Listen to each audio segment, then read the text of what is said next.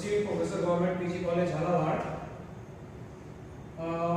आज हम एक नई चीज़ पे बात करेंगे बच्चों आपसे। हमारे कोटा यूनिवर्सिटी के थर्ड ईयर का जो सिलेबस है ज्योग्राफी का सेकेंड पेपर का भारत का भूगोल, उसके संदर्भ में हम आपसे बात करेंगे आज कि भारत की यूनिकनेस क्या है, उसकी जो एक खासियत है, जो कहा जाता है विशेषता जो है अनेकता में एकता। आज वो टॉपिक मैंने सेलेक्ट किया है आपके सिलेबस का, जिसके बारे में कुछ बातें आपसे करूँगा। जाहिर है जब हम किसी कंट्री की बात करते हैं, किसी देश की बात करते हैं as a geographical point of view, तो हम चाहेंगे कि उसकी जो लोकेशन है सबसे पहले उसे देखें, क्योंकि जब ग्लोब पे किसी भी जगह की, किसी भी प्रदेश, किसी भी देश की एग्जैक्ट हमें लॉन्गिट्यूडनल और लैटिट्यूडनल स्थिति पता चल जाती है, तो बहुत सारे ज्योग्राफिकल कंडीशंस हमारे दिमाग में अपने आप आ जाती हैं कि अगर ये देश इस अक्षांश और देशांतर के बीच में स्थित है तो निश्चित रूप से इसकी जलवायु ऐसी होगी, धरातल लगभग ऐसा होगा, पॉपुलेशन ऐसी होगी एंड एटसेट्रा एटसेट्रा। तो सबसे पहले हम देखें भारत के बारे में कि उसकी यूनिकनेस क्या है। हम जानते हैं कि भारत का जो मेन लैंड है, जो मुख्य है, ऊपर कश्मीर से लेकर कन्याकुमारी तक का, उसका जो अक्षांशीय विस्तार है वो 8 डिग्री 4 मिनट उत्तर से लेकर 37 डिग्री 6 मिनट उत्तर तक है। इसी तरह से जब हम उसकी लॉन्गिट्यूडनल डिस्टेंस की बात करते हैं, यानी पूरब में अरुणाचल प्रदेश से लेकर और पश्चिम में गुजरात तक, तो उसका एक्सटेंशन जो है वो 68 डिग्री 7 मिनट ईस्ट से लेकर और 97 डिग्री 25 मिनट ईस्ट तक के बीच में है। ये जो पूरा लैटिट्यूडनल लॉन्गिट्यूडनल एक्सटेंशन है, उस बीच में भारत का जो क्षेत्रफल है 32.87 लाख स्क्वायर किलोमीटर है, जो विश्व के कुल पृथ्वी के क्षेत्रफल का लगभग 2.42% है। काफी बड़ा कंट्री है, दुनिया में 7वें नंबर का विशाल देश भारत है। इसी तरह से जब हम इसकी विशालता की बात करते हैं तो उत्तर से दक्षिण तक, यानी अगर हम इसकी जो मैप देखें इसका इंडिया का, यहाँ से उत्तर से लेकर दक्षिण तक, यानी ये जो हिस्सा है जिसको हम नदर्न टिप ऑफ इंडिया कहते हैं, इंदिरा कोल, और ये मेनलैंड का जो सदर्न है जिसे हम केप कॉमरिन कहते हैं, यहाँ तक की जो इसकी लंबाई है इंडिया की वो 3214 किलोमीटर की जो पूरी लंबाई हो, और इसी तरह से इसकी जो चौड़ाई है यहाँ गुजरात के रैनाथ तक से लेकर अरुणाचल प्रदेश तक, इसकी जो चौड़ाई है वो 2933 किलोमीटर। ये जो 3214 किलोमीटर की उत्तर से दक्षिण तक की लंबाई और 2933 किलोमीटर पूरब से पश्चिम तक की इसकी चौड़ाई है। अगर हम इसकी बात करें भारत की, जो हम जानते हैं इसका कुछ हिस्सा जो है वो लैंड बाउंड्री से है और कुछ हिस्सा इसका जो है ओशनी बाउंड्री से है, इसकी सीमाएं। तो अगर हम लैंड बाउंड्री की कोई बात करें, यानी स्थलीय सीमा जिसे हम कहते हैं, स्थलीय सीमा इसकी 15,200 किलोमीटर है। और जब हम कोस्ट लाइन को यानी तटीय सीमा को उसमें जोड़ लेते हैं मेनलैंड में, तब हम देखते हैं कि कोस्टल जो लाइन है वो 6100 किलोमीटर। और हम जैसा कि जानते हैं कि भारत के आसपास भारतीय टेरिटरी में ही बहुत सारे छोटे छोटे द्वीप समूह भी स्थित हैं। उन द्वीप समूहों के भी अगर हम तटीय सीमा जोड़ लें तो वो पूरी लंबाई 7516 किलोमीटर हो जाती है। ये कभी कभी RSIS के प्रीलिमिनरी एग्जाम के उसमें पूछे जाते हैं क्वेश्चन, इसलिए मैं ये चीजें आपसे विशेष रूप से डिस्कस कर रहा हूँ। इसी तरह से जो बड़ी इंपॉर्टेंट चीज है, भारत जो है वो कई सारे देशों से घिरा हुआ है, इसकी बाउंड्री जो है कई सारे देशों से मिलती है। तो कभी कभी कंपटीशन में पूछा जाता है कि भारत की जो जिन देशों से सीमाएं लग रही हैं उनसे सबसे लंबी सीमा किस देश के साथ है, सबसे छोटी सीमा किस देश के साथ है। तो मैंने क्या किया है, एक शॉर्टकट आपको याद करने के लिए यहाँ निकाला है। यहाँ लिखा हुआ है बचपने में भूत अफगानी। इस सेंटेंस को आप याद रखें, बचपने में भूत अफगानी का मतलब यह है बचपना BA means Bangladesh, CH means China, PA means Pakistan, NE means Nepal.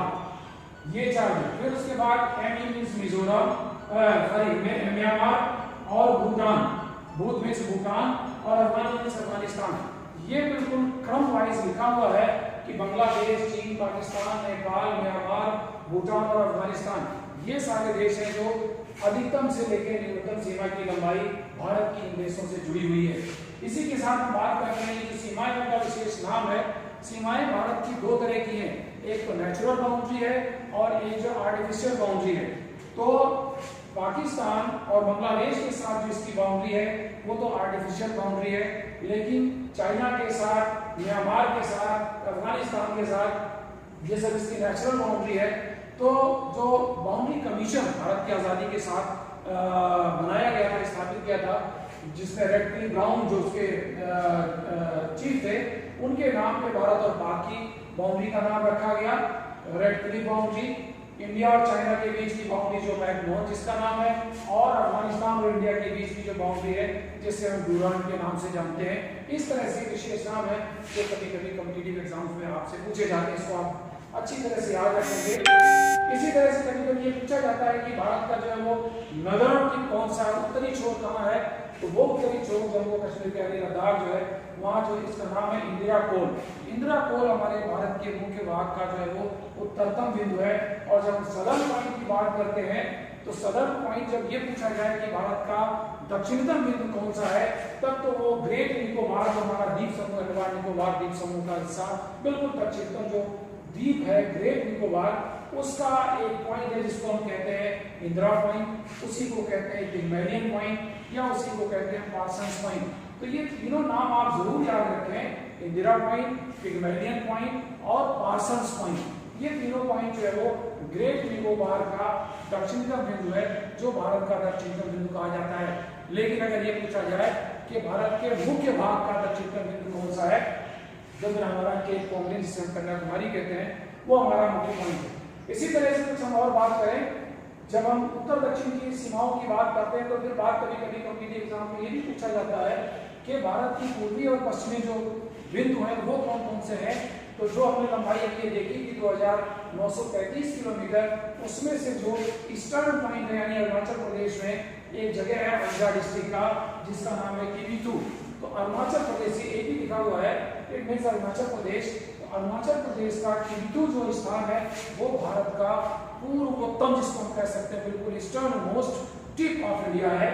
इसी तरह से अगर हम पश्चिमी छोर की बात करें तो पश्चिमी छोर में जो हमारा राज्य है गुजरात, गुजरात में आप देखेंगे रैन ऑफ कच्छ के पास है सर क्रीक। इस सर क्रीक में एक जगह है जिसका नाम है गुहार मोती। ये गुहार मोती इस भारत का पश्चिम का बिल्कुल लास्ट पॉइंट है, जिसकी लंबाई हमने जो देखी है 2935 किलोमीटर, वो यहाँ गुहार मोती से लेके और किबिथू तक है। इसी तरह से कभी कभी हमें ये पूछा जाता है भारत के संदर्भ में कॉम्पिटिटिव एग्जाम्स में कि एक बड़ी यूनिकनेस है, भारत एक ऐसा देश है जिसके बीच से ट्रॉपिक ऑफ कैंसर जिसको हम कर्क रेखा कहते हैं लगभग इसको बीचों बीच से गुजरती है। तो कभी इंडिया के पेपर में कई बार कंपटीशन में ये पूछा जाता है कि किन किन प्रदेशों से किन किन राज्यों से होकर ये हमारी कर्क रेखा गुजरती है 23.5 डिग्री जो है। तो हम याद करने के लिए यहाँ लिख दें कि यहाँ लिखा हुआ GRM, ठीक है, गुजरात, राजस्थान, मध्य प्रदेश। फिर लिखा है CJW यानी छत्तीसगढ़, झारखंड, वेस्ट बंगाल और त्रिपुरा और मिजोरम।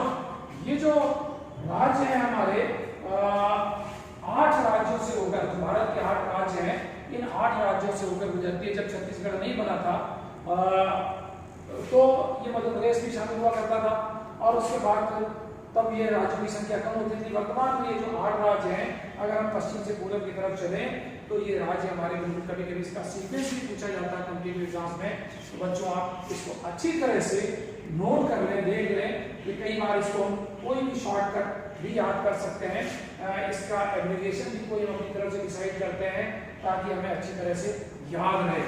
तो ये सारी बातें जो थी विशेष रूप से इंडिया के इंट्रोडक्शन के संदर्भ में, यहाँ अगर हम देखें इस स्लाइड में जिसकी मैं आपसे बात कर रहा था, ये हमारा इंदिरा कोल और ये हमारा केप कॉमलिन, और यहाँ आप देखें ये इंदिरा पॉइंट, दक्षिणतम बिंदु जो है जिसे हम कहते हैं पिग्मेलियन पॉइंट, इंदिरा पॉइंट या पार्सन्स पॉइंट, ये इसकी इसी तरह से ये गुजरात और ये अरुणाचल प्रदेश का हिस्सा। एक चीज मैं और आपसे बता दूं, मैं भी आपसे बात कर रहा था ट्रॉपिक ऑफ कैंसर की कर्क रेखा, तो ये कर्क रेखा है। तो आप इस मानचित्र की भी एक पिक ले लें, स्क्रीनशॉट ले सकते हैं, जिसमें आपको पता चल जाएगा एग्जैक्ट इसकी लंबाई और चौड़ाई भारत की और कहां से कहां तक ये पॉइंट्स जुड़ रहे हैं। साथ ही साथ ये देखें आप गुजरात, मध्य प्रदेश, छत्तीसगढ़, झारखंड, वेस्ट बंगाल और त्रिपुरा और मिजोरम, ये जो राज्य हैं ये कहां से हमारी 23.5 डिग्री जो ट्रॉपिक ऑफ कैंसर यानी कर्क रेखा वो गुजरती है। एक चीज और आपको दिख रही होगी, एक लाल सी डॉटेड लाइन है, फ्रेगमेंटेड लाइन है लाल सी, ये है हमारा IST स्टैंडर्ड मेरिडियन, जिससे समय नापा जाता है। तो हम जैसा कि जानते हैं कि किसी भी देश का समय अगर हमें नापना होता है तो उसके मध्य भाग से जो लॉन्गिट्यूड गुजरता है देशांतर, उसके आधार पर उस देश का समय डिसाइड किया जाता है। भारत दुनिया के कुछ देश बहुत चौड़े हैं पूर्व पश्चिम दिशा में, वहाँ कई बार उनको टाइम जोन्स में अलग अलग बांट दिया गया है, पर भारत का ये जो आपको दिख रही है लाइन, इसको हम कहते हैं स्टैंडर्ड मेरिडियन ऑफ इंडिया। ये लिखा हुआ है स्टैंडर्ड मेरिडियन ऑफ इंडिया, जो 82 डिग्री 30 मिनट यानी 82.5 डिग्री जिसे हम कहते हैं, वो लॉन्गिट्यूड इसका है। इस लॉन्गिट्यूड पे जो समय होता है वो भारत का पूर्व से पश्चिम तक का पूरा टाइम माना जाता है। हालांकि जब हम ज्योग्राफिकली बात करते हैं सूरज की मूवमेंट से, उसके रोटेशन सर्कुलेशन से, तो यहाँ अरुणाचल प्रदेश और गुजरात का चूंकि विस्तार लगभग हमने देखा था, जो लॉन्गिट्यूडनल डिफरेंस था पूर्व और पश्चिम का लगभग 30 डिग्री, तो 1 डिग्री पे 4 मिनट का डिफरेंस होता है समय का। तो अगर ये दोनों पॉइंट जो है 30 डिग्री के डिफरेंस पे हैं, तो निश्चित रूप से यहाँ और यहाँ के समय में 2 घंटे का अंतर होगा। ये सूर्योदय और सूर्यास्त का समय जब होता है उसमें हम इसको कैलकुलेट करते हैं, लेकिन जब स्टैंडर्ड टाइम का समय होता है तो जो टाइम यहाँ अरुणाचल प्रदेश में होगा वही टाइम यहाँ गुजरात में भी होगा। लेकिन अगर हम सूर्योदय और सूर्यास्त की बात करेंगे तो यहाँ सूर्योदय पहले होगा क्योंकि ये पूरब में है, और यहाँ सूर्योदय बाद में होगा क्योंकि ये पश्चिम में है। तो यहाँ और यहाँ के सूर्योदय में लगभग 2 घंटे का डिफरेंस आता है। ये चीजें हमारी बेसिक बात थी इसमें, जो हमें आपसे शेयर करना था।